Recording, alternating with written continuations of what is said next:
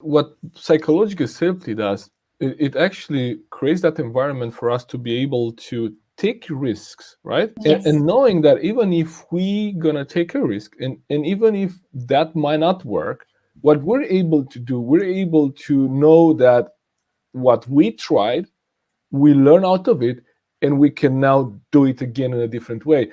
The worst Mhm. case is like you just shared. I don't want to take any risk because I don't know how this is going to be used. What if this is used against me?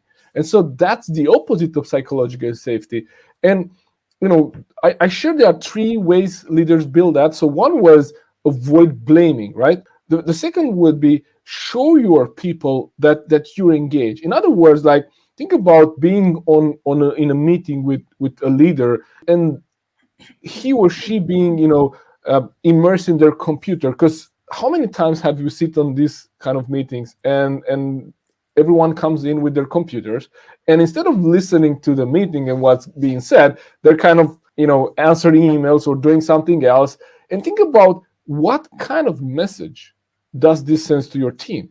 So how can you Yeah. create that kind of psychological safety? Means also I'm here and I'm listening. Because how many times I've been on meetings when the decision maker was not paying attention, we presented the case, and then we ask, "What do you think?"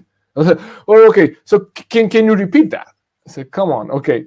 And this is exactly why we're here. You invited us to this meeting to present this, right? And so, as a leader, it's very easy for us to think that when someone comes to speak with us, and we still have, maybe the last two sentences in an email to write, or maybe we have a messenger, a Slack, something popping up.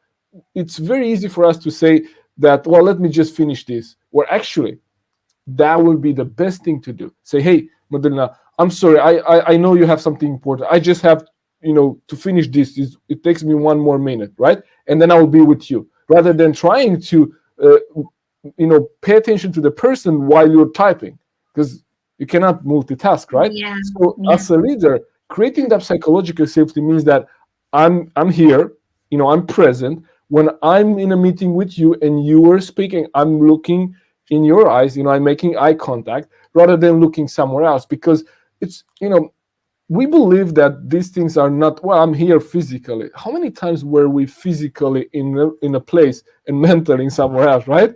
We Many talk, times. right? And when we talk about employee engagement, which is one of the holy grail of being in business and leadership, we're talking about the person being present there, now, here, right?